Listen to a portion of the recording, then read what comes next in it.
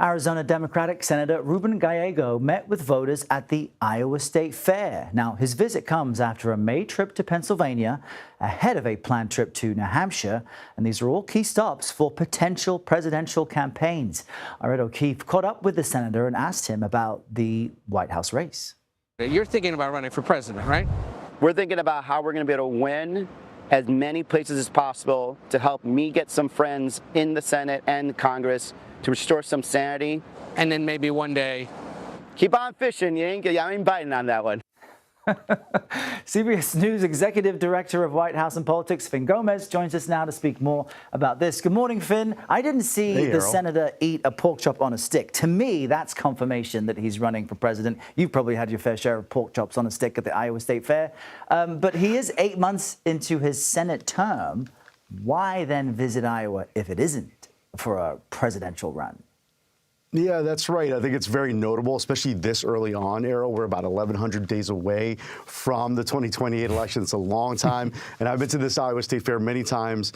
And it's definitely the must-attend venue for national politicians, especially those presidential hopefuls who may be interested in a potential run, because of Iowa's historical importance in the nominating process. Errol, as you know, he deflected on this 2028 interest, but Gallego's presence there, it sends a signal that he's positioning himself as a rising national figure from the Democratic Party, even if a stated intention of the visit was to help Democrats win back working class voters ahead of the midterms, demographic he did very well. But what you saw there is that, especially if you go back to 2024, in November 2024, Gallego won in Arizona, a state that President Trump won, with working class voters and Latino voters, especially Latino male voters. Trump did very well with both those demographics as well. So as soon as Gallego won in a Trump state,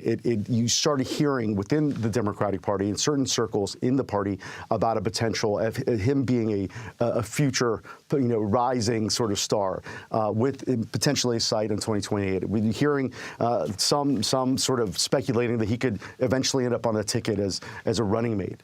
We did ask him these questions when we were in Iowa, but he deflected. But again, in particularly those two areas of interest and those two demographics, it's something that many Democrats that I've spoken to believe it's something they need.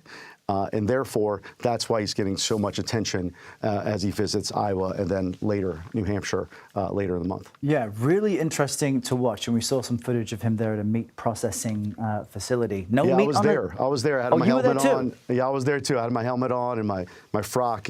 But to see him also speak to voters workers in that plant, a plant that he used to work in a similar type plant and to pay his way through college. But to see him speak in Spanish to those voters was very unique, very interesting, because you don't really see a lot of that at this level of in Iowa for those potentially considering a 2028 run. Yeah, it certainly looks like political groundwork. Finn Gomez, always great to see you. Thanks so much. Great to see you too.